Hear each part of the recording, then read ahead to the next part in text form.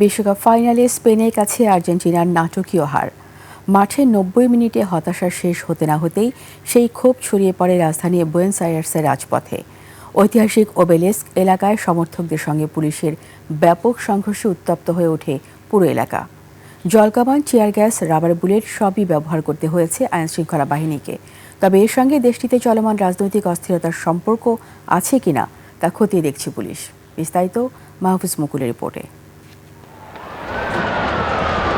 স্বপ্নভঙ্গের বেদনা যেন মুহূর্তেই রূপ নেয় ক্ষোভে। স্পেনের কাছে ১-০ গোলে বিশ্বকাপ ফাইনাল হারের পর হাজারো আর্জেন্টাইন সমর্থক জড়ো হন বুয়েনোস আয়ার্সের প্রতীক ওবেলিস্ক চত্বরে। শুরুতে হতাশা প্রকাশে সীমাবদ্ধ থাকলেও এক পর্যায়ে পরিস্থিতি নিয়ন্ত্রণের বাইরে চলে যায়।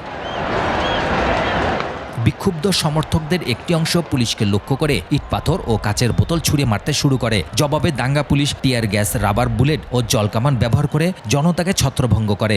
সামাজিক যোগাযোগ মাধ্যমে ছড়িয়ে পড়া ভিডিওতে একজন পুলিশ সদস্যকে এক বিক্ষোভকারীকে লাথি মারতেও দেখা যায়। আন্তর্জাতিক সংবাদ মাধ্যমের তথ্য অনুযায়ী সংঘর্ষে অন্তত ১৫ জনকে গ্রেপ্তার করা হয়েছে। এছাড়া বেশ কয়েকজন আহত হয়েছেন।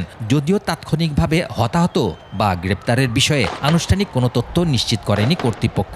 সংঘর্ষের কারণে ওবেলিস্ক সংলগ্ন প্রধান সড়কগুলো সাময়িকভাবে বন্ধ করে দেওয়া হয়। তবে হতাশার মধ্যেও জাতীয় দলকে সম্মান জানাতে দেশবাসীর প্রতি আহ্বান জানিয়েছেন প্রেসিডেন্ট হাবিয়ার মিলেই। সামাজিক যোগাযোগ মাধ্যমে তিনি ঘোষণা দেন, বিশ্বকাপে রানার্স আপ হওয়া দলকে সম্মান জানাতে জাতীয় ছুটি ঘোষণা করা হবে। ফাইনালের পর সংঘর্ষের ঘটনা আদতে রাজনৈতিক কোনো ঘটনা কিনা তা তদন্ত চলছে। একই সঙ্গে পরিস্থিতি স্বাভাবিক রাখতে রাজধানীর গুরুত্বপূর্ণ এলাকাগুলিতে অতিরিক্ত পুলিশ মোতায়েন করা হয়েছে। মাহফুজ মুকুল, ২১ টেলিভিশন।